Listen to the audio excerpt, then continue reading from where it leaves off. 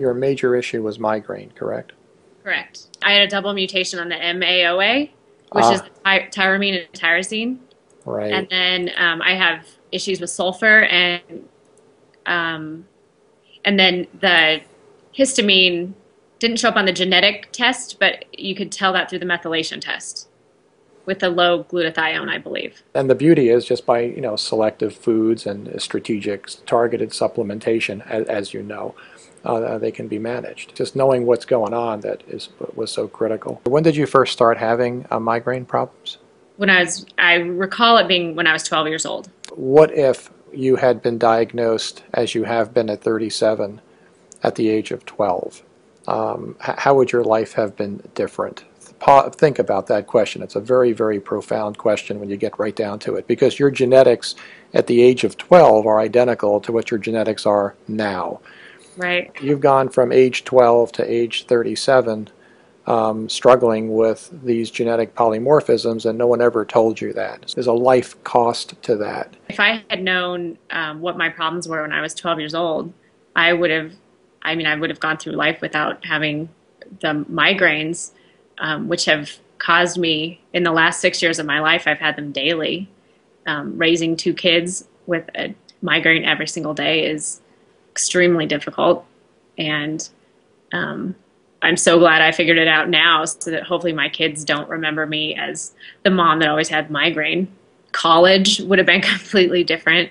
My experience there, I had migraines probably 2 or 3 times a week in college, and made studying difficult. It made going out with friends difficult. Just enjoying life has always been harder for me. Thank God you're 37 now and not 57, because Yeah. we see people at 57 and 67 with these same polymorphisms, and when you hear their life story, it makes you cry. I mean, it's like, wow, if only we could have caught this earlier. Were there other clues in this as well? In other words, did your mom or dad have any problem with migraine or things like that? My dad had migraines He when I did. was a kid. And when I think back of my dad, I think about him having these terrible migraines and would put him in bed for a day at a time. There you So go. yeah, it's definitely, I always felt like they were genetic. I just didn't know what caused it. Exactly right. Did mom have anything, or was she pretty healthy, do you think? She had the occasional migraine, like probably 5 or 6 in her life. Right. This is exactly the history that I wish your pediatrician had asked you at the age of 12. It's, who else has migraine or headache? Oh, dad would have said, oh, I do. And mom would Mm. have said, I get a few of these. And he should have said, or, if he knew, of course, well, this is clearly genetic. Let's run the genetic profiles and find out what's going on. And then your life would have been different. Are your kids okay? How are they doing?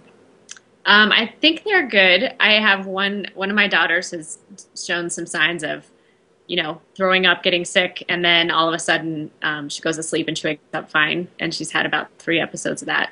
So I worry that maybe she has my problems as well. But I feel lucky that if I figure it out for me, that hopefully we can address it with her early on. Right. And I don't even think it's hopefully. I mean, we can and will. Well, I'm so thankful that you guys have taken the time to work with me. I've seen many doctors over my life, and I've never had anyone take the amount of time that XR has taken with me and to truly try to find out everything about me to figure out what's going on. And I've spent hours on the phone with you guys, and to finally figure out what's going on, I'm so grateful. And I would recommend XR to anyone with migraines or other issues.